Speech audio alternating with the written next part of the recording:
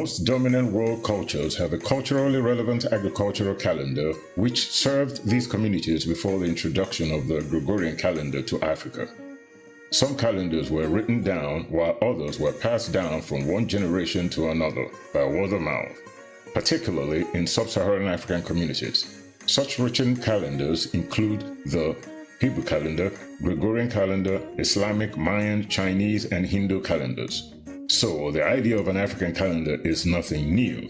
What is new here is that we put the African Igbo calendar on paper to share with the global African communities as a unifying endeavor and as food for thought for all of humanity.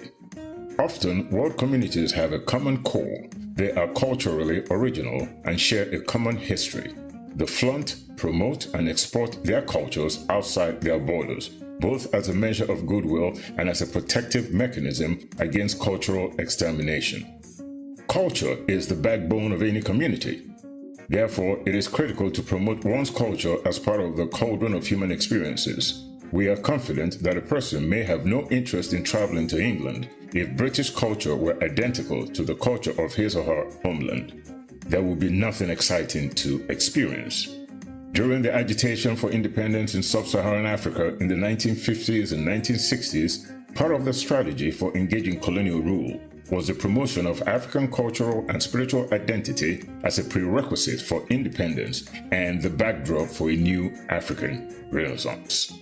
The idea of re-establishing African cultural prowess after years of colonization underscores the imperative nature of adopting a traditional calendar as a system for organizing days for social, religious, commercial, or administrative purposes.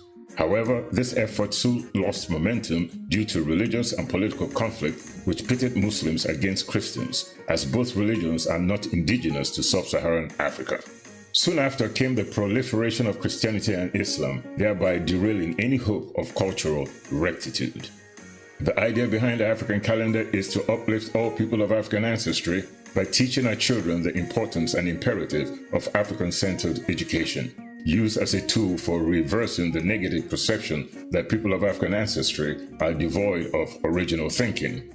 It is an educational tool that showcases Africa's contribution to world civilizations. Our goal is to adopt this African calendar as a unifying medium that celebrates our culture and what we have in common rather than what separates us. The Chinese celebrate the Chinese New Year based on a calendar system that unifies all people of Chinese ancestry. Jews celebrate the Jewish New Year based on a calendar system which unites all people of Jewish ancestry worldwide. Hindus do the same in India and elsewhere. Africans should do the same. Most Africans share the same DNA, have similar spiritual cultures, and share the same terrifying history of slavery, persecution, exploitation, and colonization. Africans also have common instruments of social control and discipline, and culturally relevant lunar calendars. With the global incursion into the African mind glaring, the time is now. The African Igbo calendar celebrates our uniqueness and our unity. It uplifts all Africans under a common cultural identity, heritage, and focus using the African calendar as a unifying medium. Let's celebrate the African New Year Harvest Festival globally.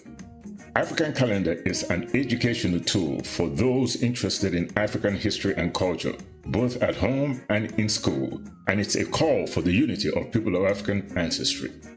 The African calendar book series illustrates the Igbo dating system in Africa before the introduction of the Gregorian and Islamic calendars. There are 8 days in a week. The days of the week are as follows: Eke, Orie, Afo, Nkwo, Ekinta, Orienta, Afonso, Nkwanta.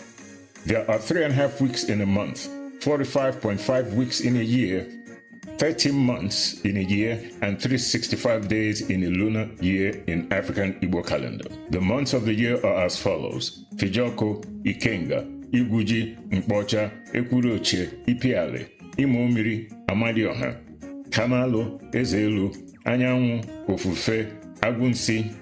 A day is called Ubochi. A week is called Izu. A month is called Onwa, and a year is called Afwa.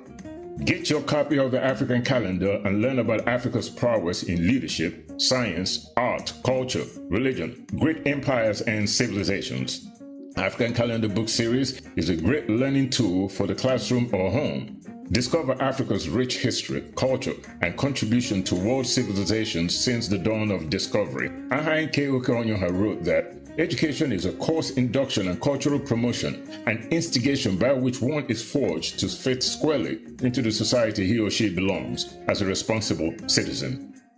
Each year, W.E.B. Du Bois opined that African unity will come to be when each community, clan, or ethnic group gives up a part of its culture for the good of the whole. That is what unity is, what real Pan-Africa is. Ubuntu, Idinotu, and unity are prerequisites for the African Renaissance. Together, we rise. Visit us at www.africancalendar.org and get your copy of African Calendar today.